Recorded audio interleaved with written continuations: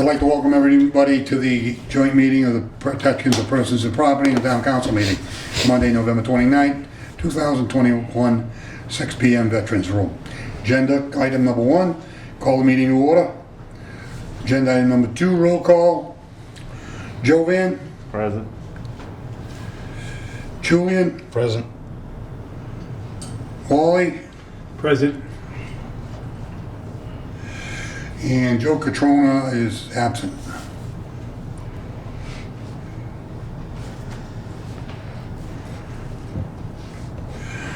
Okay, moving on to agenda item number 3, consider and accept PPP meeting subcommittee minutes on November 8th, 2020.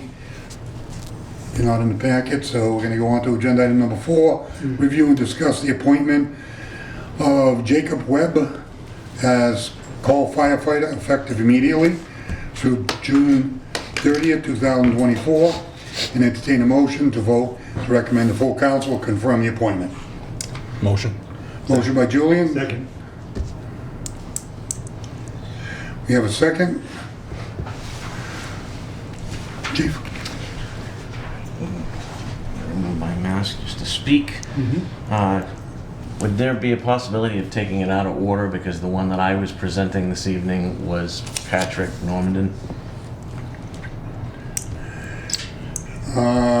We have a motion on the floor. Make a motion Okay. to suspend the rules and move item 6 to be discussed first. Second. Motion is second. Discussion. All those in favor?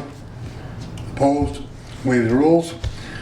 Number 6, review and discuss the appointment of Patrick Normandin as call firefighter effective immediately through June 30th, 2024. And entertain a motion to vote to recommend the council confirmation of the appointment. Do I hear a motion? Motion. Do I hear a second? Second. We have a motion and a second. Discussion. Chief? All right, thank you. Over the past few months, the call captain, Captain Keith Nichols, Lieutenant Christopher Wilson, they conducted the initial interviews with all of these 5 candidates that are before you this evening. And obviously with the circumstances of the this candidate being a relative of the fire chief, I took over as far as the final interview process with him. Patrick lives in the town of Sturbridge right now. He is a member of the Sturbridge Career Fire Department. He lives less than a half a mile from the town line. He is already certified as firefighter 1-2. He's also a certified fire instructor and fire officer 1 and 2, and he'll be actually testing for fire officer 3. He is a paramedic. I've had the pleasure of working with him in the past when I worked at Webster EMS with him. Highly skilled individual, very motivated, has done a lot in his certification background, and would definitely be a asset to this department.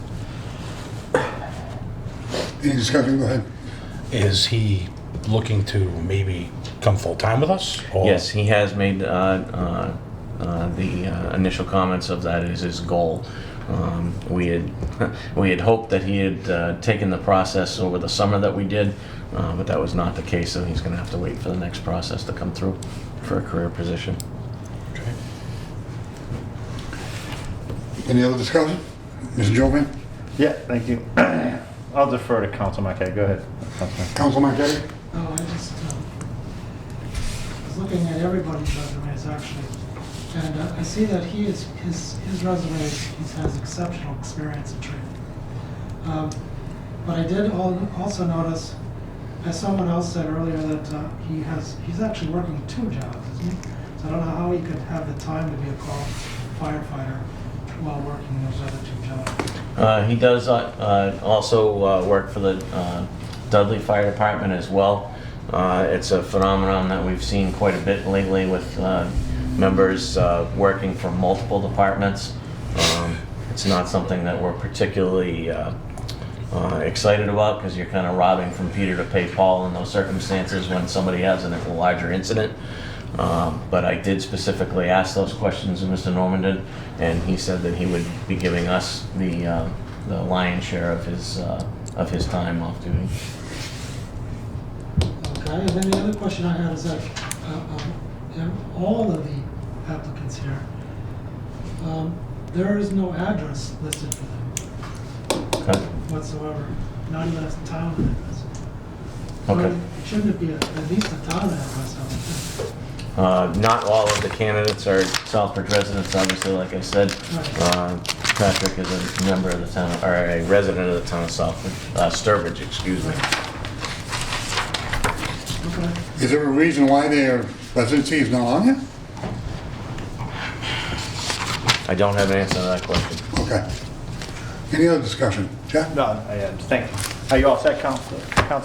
We're not- I believe it's the town manager's office that redacts that, not the fire chief, so maybe with the transition of personnel up there, we just have to get an explanation from them in regards to that. Because typically, yes, the town was on it, but, so.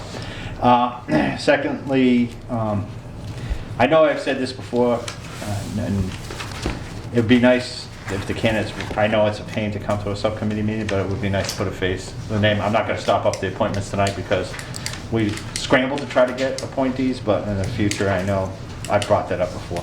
In regards to this candidate, I've heard nothing but positive from other individuals outside of the Southbridge Fire Department about his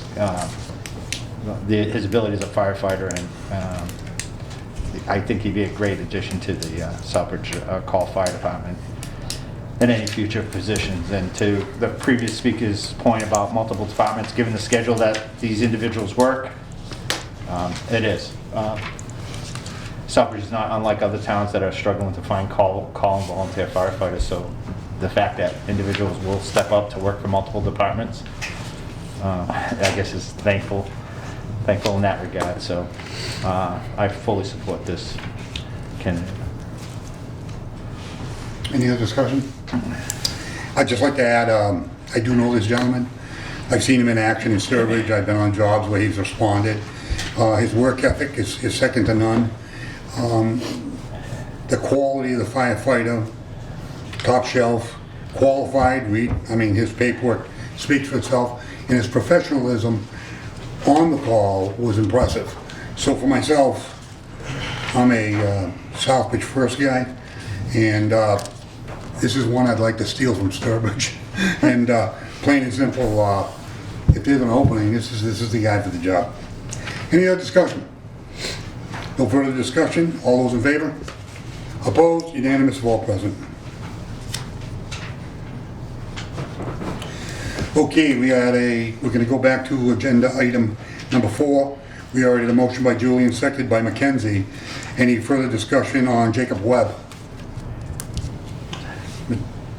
Counselor?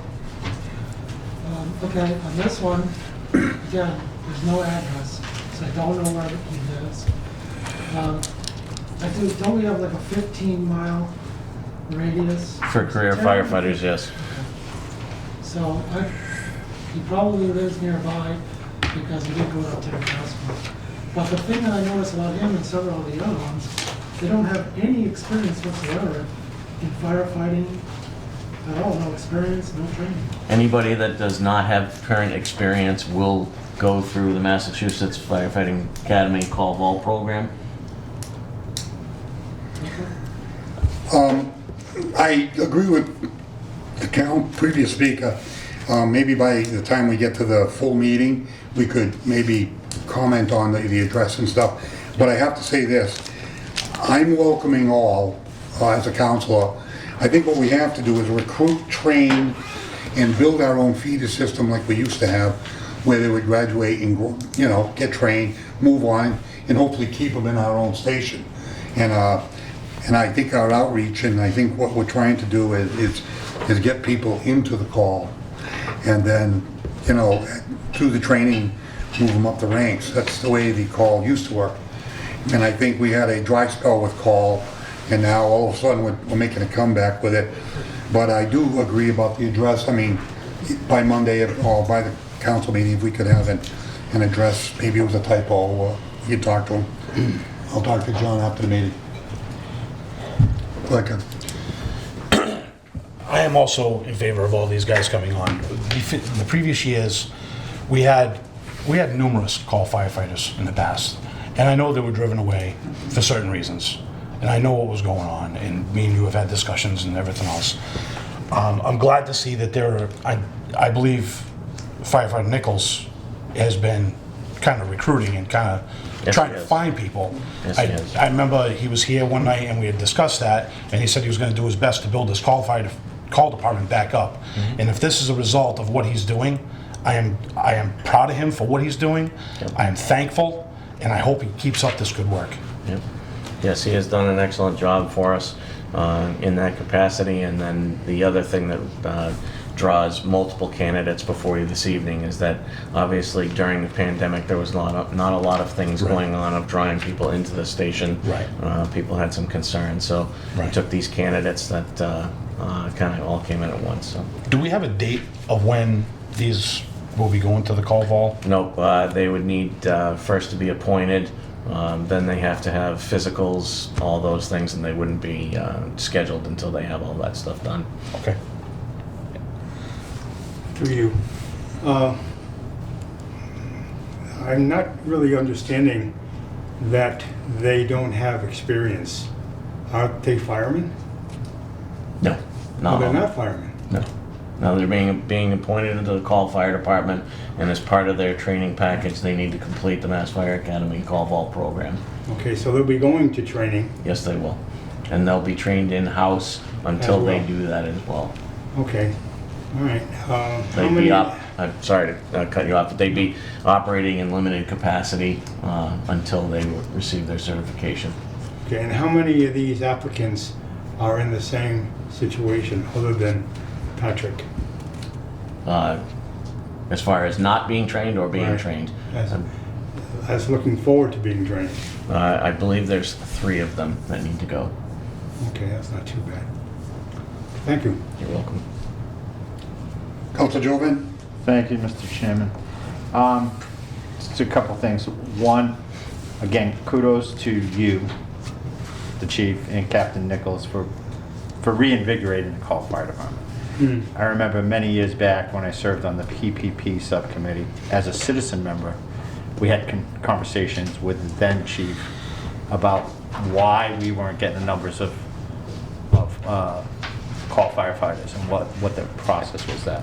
And at that time, and this is my point, I thank you for taking this, what the call fire department is. It's an opportunity for young individuals, or individuals, I won't just say young, because I'm sorry, it could be old, but individuals, if they wish to get involved in the fire department, to join, have some training, and perhaps use it as a career, where the previous chief said he required them to have firefighter 1 and 2 before they became a call firefighter, which I found that's not what we should be doing. You want to call fire department, you want to build your department, that's how you build individuals to become part of the fabric of your department and aspire to become full-time members of that department. So thank you for that, and thank you for building that department up, because it is needed. And again, during this day and age, finding volunteers that are committed to actually going to that training is kudos to them, because it's not like when I became a firefighter 30 years ago where I just walked in and they handed you your stuff and said, here you go.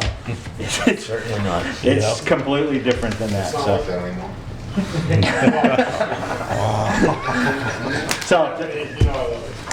thank you. I thought that was Understood. an important point to bring Just some a history. quick question, clarification. I think I already know the answer before the camera and for the people. When you say limited duty, what does an on-call fireman do? He now gets appointed by the town council. He gets into the department. Can you please explain the limited duties that they will have? All right, so the major concern with certification at this point is obviously they cannot enter a burning building, things of that nature, be in what we consider the hot zone of an incident until they have the proper training. In the limited capacities, they can assist with rehabilitation of firefighters that are on scene. They can assist with providing exchange of air bottles, things like that, away from the immediate hot zone. And then we will start training them pretty much from day one to give them a heads up as they go into the call vault program. Thank you. Any further discussion on this candidate? Gus? Quick question before you to Joe. Do any of these people have some sort of medical background that they can also assist the ambulance? Yes, like we already discussed, Patrick Norman is a paramedic. I believe Jacob Webb is an EMT basic. So some of them yes, some of them no. The thing is, Gus, Patrick is an exception because he took after his mother. And His now, mother would have gotten me here on time. we if would, I scheduled my things right. understand that as we make this appointment. Any further discussion on Jack Webb? Yeah, No, let me ask, since the chief is here, do you know where Webb is from? Because none of it counts. So he currently resides in Southbridge. He's living in town here right on Elm Street. That I do believe that part was probably X'd out of your All the addresses are So excellent. all of our candidates tonight, except with the deputy will be giving you, Patrick Norman, and he lives just over the line in Sturbridge. Everybody else lives in Southbridge. There you go. Thank you. And I apologize for being late. I messed up my schedule. No Should have excuse. told me the other night. No excuse. The police chief was The here chief on was time. actually here, so. The chief was, Listen, my wife's here. That's all right, she knows we give a All right, good all right. time with this. Sorry, I apologize again. no, go ahead. I was gonna say, can we get a call, chief? He's right there. Just call me. All those in favor of Jack Webb? Opposed? Unanimous? All present? And, Mr. Chairman, Jake, so I did have this scheduled for, it says 6:30 from the previous executive secretary. So that's why all my candidates are coming in at 6:30, so I apologize. Oh, there you go. So this is Mr. Webb? This is This Mr. is Webb right Jacob right here. here. I know You him. don't have any questions? Yes. Patrick is on Elm Street. I owe him. And my son's on his way too. He owns me. Wow. All So I right. apologize, deputy. Congratulations, Jacob. He had to take the heat from me. Had to get the wrath of Jack Joven. He took a pounding all the way Took a around. pounding because Like tungsten steel, he survived the heat. Practice run. All right, moving on to agenda item number 5. Review, discuss, and appoint Brendan Muller as a call firefighter effective immediately through June 30th, 2024. And entertain a motion to vote to recommend the full council for confirmation of the appointment. Do I have a motion? Motion. Motion by Jovan, Second. second by Julian. So I will give you the rundown on the remainder of the candidates with the exception of Patrick, due to the ethics considerations that we have going on with the hiring process with. He already voted in, we put him in All right. first. he's already done. All right, so Mr. Mueller is here tonight. Hey, how you doing? He's here tonight. Brandon resides in Southbridge and currently works for Wagner Motors as a parts specialist. During our hiring process, Brandon displayed good character, a high degree of integrity, responsibility, ambitions towards becoming a firefighter and EMT. He has very limited fire and EMS knowledge that he answered questions. We had a group of questions that we answered them if they knew anything about fire and EMS, and he was very limited information on that. A query check has been completed successfully by our Human Resources Department. I'd like to recommend Brandon to be appointed to the open call firefighter position. Pending tonight's recommendation to council, Mr. Mueller will still need to pass a medical physical. His continued employment will also be contingent of starting or completing a call volunteer fire academy program within 1 year of his appointment. And those last two paragraphs are pretty much the same. And then the call volunteer fire academy are available starting in early 2022. So that's the process. Okay, we're gonna move on. We've already did Webb, Muller, and Norman. And we moving on to 7. Did we take a vote? We gotta take a vote on Mueller. Oh, all those in favor? Which one was Brandon? Brandon. You have any questions for him? Any questions? No, just thank you for stepping up. You wanna make a speech? No, I mean, All set? I'm looking forward to having the opportunity. You know, it's been something I've been trying to get into for a little while now, and you know, my plan is to get my EMT, become firefighter certified, and eventually make a career out of it. So, Welcome. yeah, absolutely. Thank you. Any other discussion? If not, all those in favor? Opposed? Unanimous of all present. Moving on to number 7. Review and discuss the appointment of Jamie Auburn as a call firefighter effective immediately through June 30th, 2024. And entertain a motion to vote to recommend the council to confirm the appointment. So moved. Second. Motion, second by Mackenzie. Tyler is not here yet. Excuse me, Jamie. Jamie's not here yet. He resides also in Southbridge and currently works for a local landscaping company. During his hiring process, again, they were all given the same information, a check sheet to go off on their abilities. He displayed a high degree of integrity, responsibility, ambition towards becoming a firefighter EMT. Again, he also has limited EMS fire knowledge. Again, Corey check has been completed successfully by Human Resources Department. And I'd like to recommend PPP and council for Tyler Aubin to be Jamie Aubin to be appointed to the call firefighter position. His continued employment will also be contingent of starting or completing a call volunteer fire academy within a 1-year period. Any discussion? If no discussion, all those in favor? Opposed? Unanimous of all present. Moving on to number 8. Vote and discuss the appointment of Tyler Afton as a call firefighter, effective immediately through June 30th, 2024. Entertain a motion to vote to recommend to full council for confirmation of the appointment. So moved. Second. Motion by Julian, second by Jovan. Discussion. Chief? Again, Tyler resides in Southbridge also. He also works for a landscaping company, so I hope these guys have a lot of off-season stuff to do. For us, anyways. During the hiring process, Tyler also displayed a high degree of integrity, responsibility, and wants to be a firefighter EMT. He has had some EMT training. It looks like he's taken the certification, the class for EMS, and hopefully soon will be taking his certification. He also has some ICS training and CPR certifications. He has limited but some EMT knowledge and should get a certification soon, as I said. Corey check has completed successfully, and I'd like to recommend him to PPP for you guys to review, and also to the council at a later date.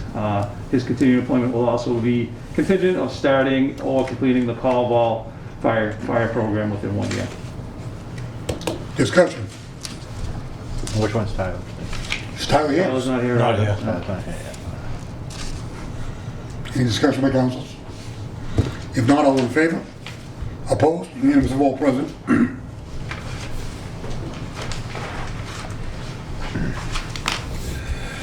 Moving on to agenda item number 9, review, discuss. Is Patrick here?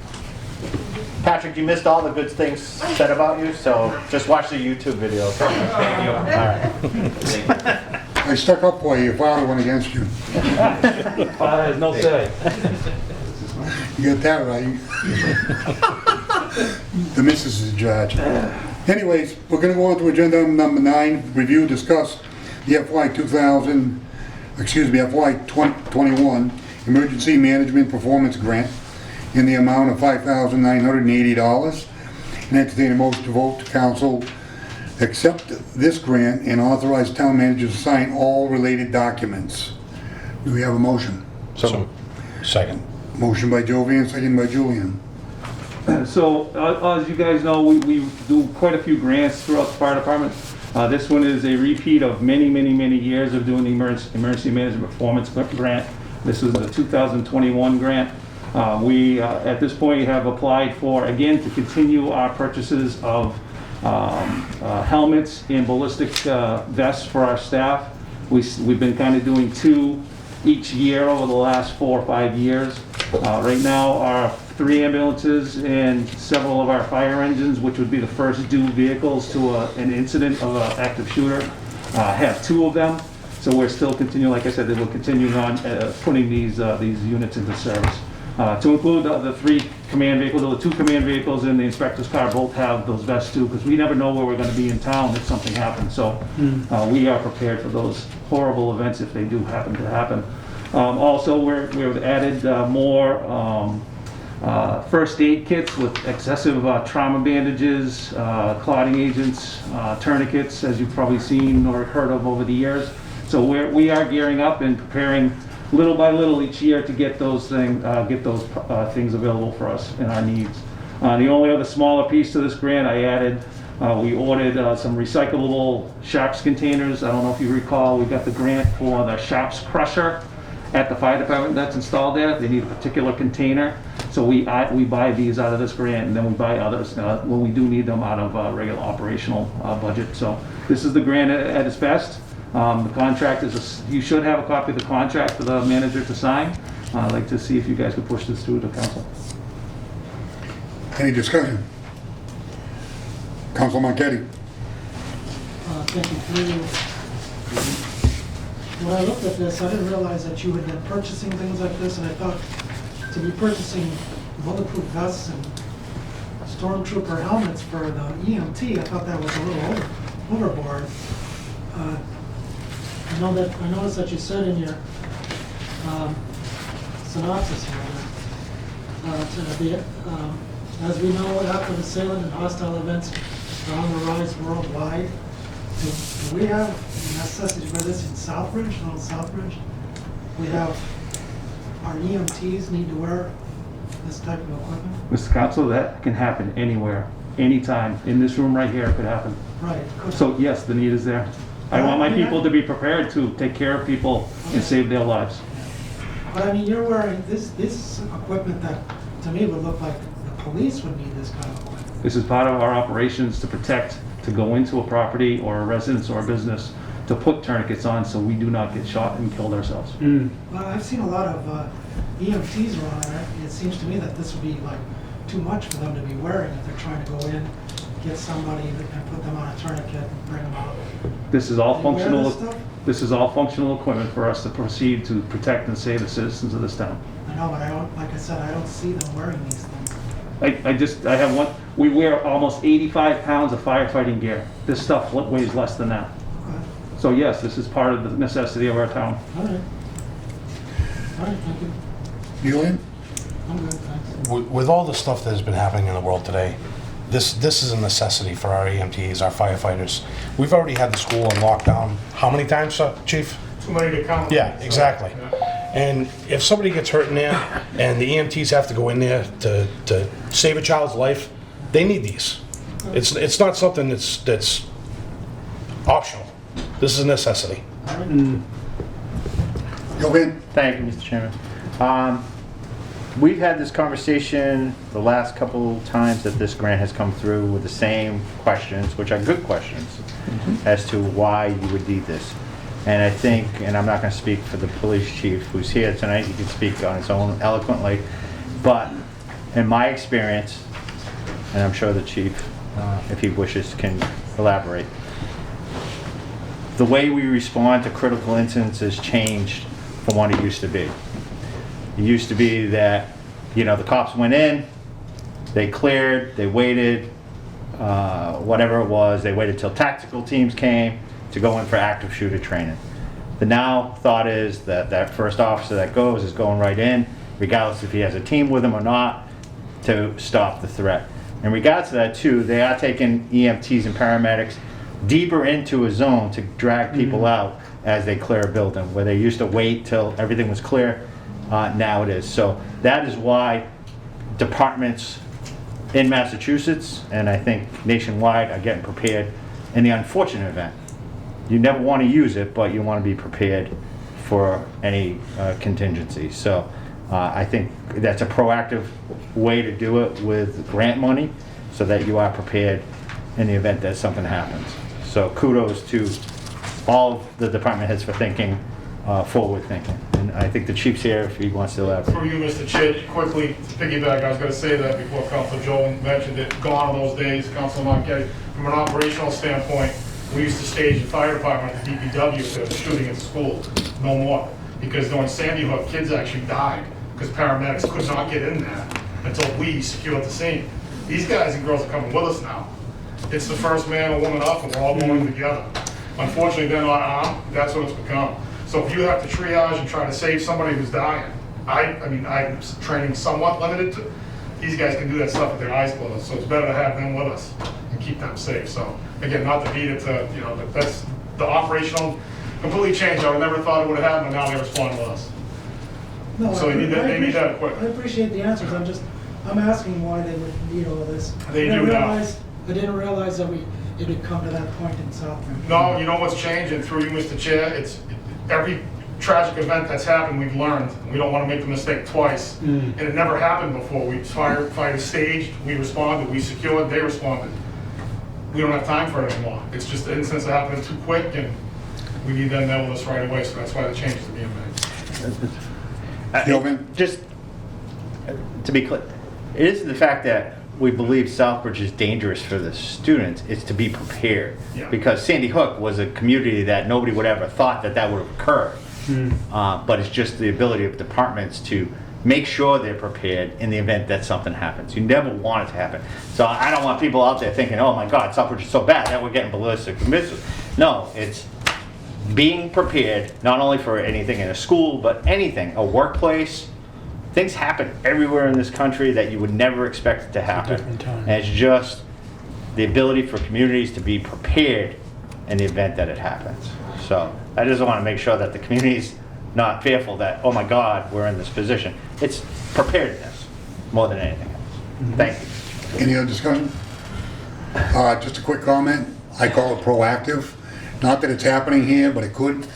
In looking at the world stage, times have changed. I had the same approach when I heard this as counselor, and I said, you know, when you look around the world and you follow the news, and I'm sure that the two chiefs can probably comment through training programs. They give you an example from another community why maybe you should consider some of the stuff that we do, but I think it's a more proactive approach. As Councilor Jovan said, be ready for anything. If you never use them, that's the best alternative, the best outcome. Go ahead. I'll be honest and tell you that we are just touching or scratching the surface of what we could do. This is the essential basics of gear and equipment that we're requesting. TJ Edwards, he's one of my firefighter paramedics. He would love for me to send him to school to be a tactical firefighter EMT paramedic. I don't think we need that right now, but if we had the basic equipment and the basic training, if these, and God forbid, these events do happen here, it can, like I said, it can happen anywhere. We will be somewhat prepared, and obviously we will get more help than what we need. And obviously Chief Woodson and I do talk frequently about the what ifs, because that's what we do. We what if everything to death. So thank you very much. Any other discussion? If not, all those in favor? Opposed? Unanimous vote present. Moving on to agenda item number 10, review, discuss MIAA grant to replace exercise equipment at the police department and for standing desk. For this one, I want to see you on that plate. And for standing desk at the town hall in the amount of $13,823.54, and entertain a motion to vote to recommend the council to accept the grant and to authorize the town manager to sign all related documents. So moved. Motion by Jovan. Second by Mackenzie. Chief? So through you, Mr. Chair, good evening. This kind of came in at the last minute from the town hall. This was initially set up for the town hall staff to create some kind of gym over here. For whatever reason, that never happened. They called me. They asked if I was interested in taking this money from Meyer. I said absolutely. All they requested was a couple of stand-up desks. So we wrapped this grant up in a couple hours, submitted it. They approved it, and this essentially replaces most of our equipment that we purchased originally in 1997. So that's all this is. It's a win-win. Our people use it. Discussion. Mr. Marquetti? Thank you, through you. I have no problem with this, but I'm looking at what was submitted the first time around and what was being submitted now. And some of this equipment, is this what you want? Because for one thing, the Stairmaster looks like a piece of crap to me. I don't know why. The first time around, you had some really nice equipment. I mean, they had a treadmill, they had a step mill, one of those step climbers. They had a workout station that I thought was state of the art. And what you're getting now is just freestanding. Is that what you guys want? I don't know. If that's what you want, okay, but I'm just saying the first time around, it looked like way better equipment than what you're getting this time. If I could through you, Mr. No, that's not accurate. We had a person from this company come in, and this is upgrading what we already have there for our space. It's a much smaller space than what the town hall intended to use, so they could have the bigger boxier stuff. Right. This is all stand-up stuff for a reason. It's designed to fit where we need it to be, Oh, okay. measured out. All right, that's all I got. Thanks. Any other discussion? Wally? Through you, Chief, I just wanted to know, this is all going to be at the police station, correct? Yes. That's great. Thank you. Mr. Chair, except for 2 standing desks that are coming here. We got, the caveat with the town hall allowing us to kind of take control of the grant was, they got a couple of standing desks, which is less than $900, I believe. So I don't want to mislead you. The equipment's going to the PD, the standing desks are coming here. It's okay. That'll give you enough work out just lifting the desk. Yeah, right. Any further discussion? If not, all those in favor? Opposed? Unanimous of all present. Moving on to number 11, review, discuss the FY22 body worn camera grant program in the amount of $55,780, and entertain a motion to vote to recommend the council to accept the grant and authorize the town manager to sign all related documents. So moved. Motion by Jovan, Second. McKenzie on the second. Chief? Through you, Mr. Chair, this is just us scratching the surface here, trying to get ahead of the curve. We want every officer of the event should be wearing one. Overwhelming support by all citizens. It's the best way to show the public how we actually interact with people. It increases accountability, transparency. Cameras are going to help our police officers create more trust in the community, more than we already have. Less time investigating, trying to be polite here.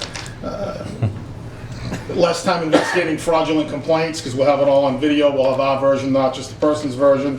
We're willing to subject all of our people to wear body cameras every day of the week, 24/7. I think that goes a long way in the good faith effort to create more transparency in our community.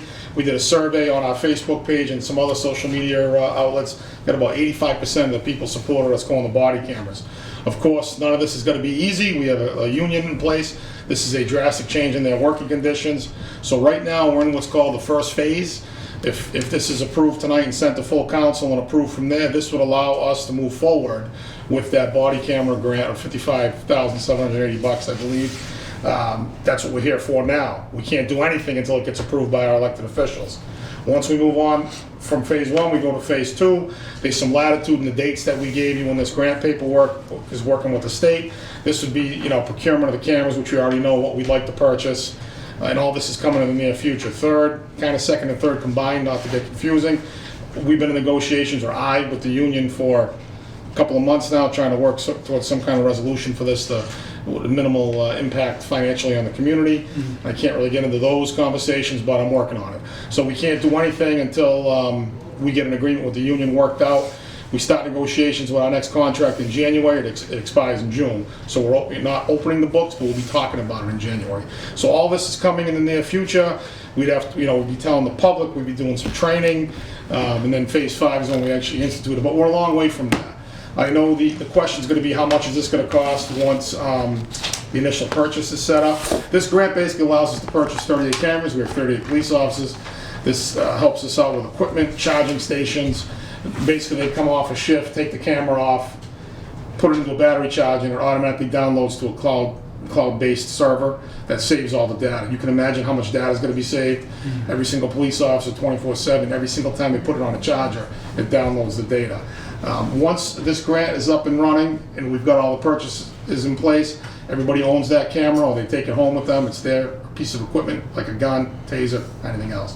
After all that and the grant's done, every fiscal year, I'm probably going to be coming to the council. It's going to cost about $15,000 per year to keep this going after we do the initial setup here. We could never do this in our community. It's almost $60,000, but the state is offering us this grant money to get it up and running, obviously because they want every police department in the state to eventually have this equipment, and they're throwing a lot of money at it. And it's well needed. I support it 100% as a chief, but I certainly have different opinions of people that work for us. So I'm working on that. I'm going to see if we can do it. If a worst case scenario, we can't come to an agreement, the money goes back to the state. This just says, yes, my elected officials have looked at it, reviewed it, they support the program. That's all this is, phase 1. The lease, we looked at leasing in case I get asked that question.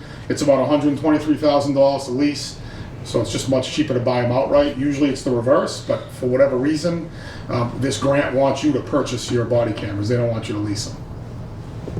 Discussion. Joanne? I fully support this initiative. I think it's only a matter of time before the state mandates that police officers do body cameras, and it can only assist, in we don't have a, I fully support the police department. And we don't have issues with our officers a lot of points, but it certainly does protect all. And it's going to come. State's going to mandate it at some point, so better to get ahead of the curve. Any other discussion? Council Adams? Thank you, Mr. Chair. Just fully support it. We'll talk about the costs, and this is something that we've talked about with the town manager. Utilizing the medical marijuana once it gets up online, to utilize for the first responders, and this would be something that we can possibly earmark it for, along with the fire department. So, Any further discussion? If not, all in favor? Opposed? Unanimous of all present. Thank you. Just a quick question. Are there any other on-call gentlemen that want to say anything? That walked in. That walked in later? Your name? I'm Jamie Alvin. Jamie Aubin. Is there anything you'd like to say to the council today? I appreciate the opportunity, and I'm looking forward to taking the next steps to get on the call department. I think that'd be a good addition to the team. I'm looking forward to the camaraderie and helping out the others in the town. Thank you. Appreciate it. Any comment? Any other one comment? No speech, Jacob? No speech? Thank you very much. I didn't mean to put you on the spot, but it's good to put a face, name, and some knowledge on what you're thinking. Moving on to adjournment. Do I have a motion to adjourn? Someone. Bill Van, second by McKenzie. All in favor? Opposed? Adjourned. What's on that?